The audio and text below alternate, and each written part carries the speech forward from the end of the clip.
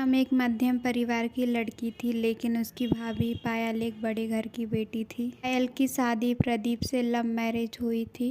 वाह भाभी, कितना अच्छा फ़ोन है आपका, काश मेरे पास भी होता। कोई बात नहीं सोनम, मैं तुम्हारे लिए भी एक ले लूँगी।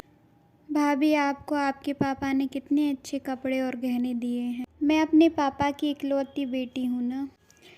मैं भी तो इकलौती हूँ, लेकिन मेरे पिता नहीं हैं। पता नहीं मेरी शादी कैसे होगी।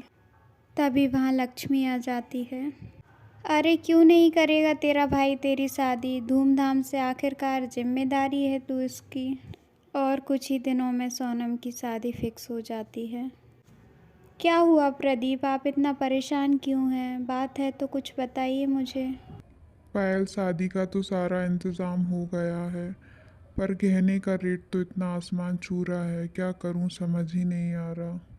इतनी चिंता करने की क्या ज़रूरत है प्रदीप, आप मेरे गहने सोनम को दे देना। नहीं पायल, मैं तुम्हारे गहने नहीं दे सकता, वो तुम्हारे पिता ने तुम्हें दिए हैं।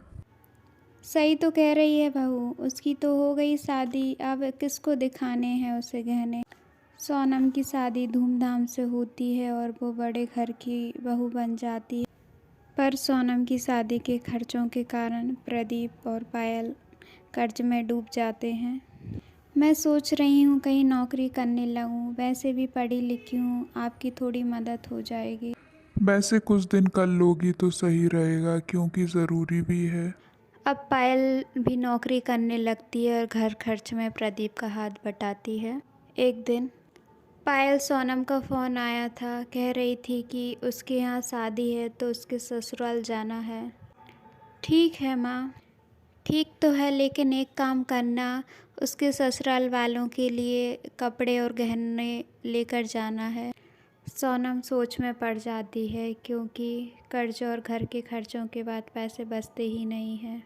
क्या पायल अपनी ननद के लिए कपड़े और गहनों का इंतज़ाम कर पाएगी? देखिए अगले भाग में।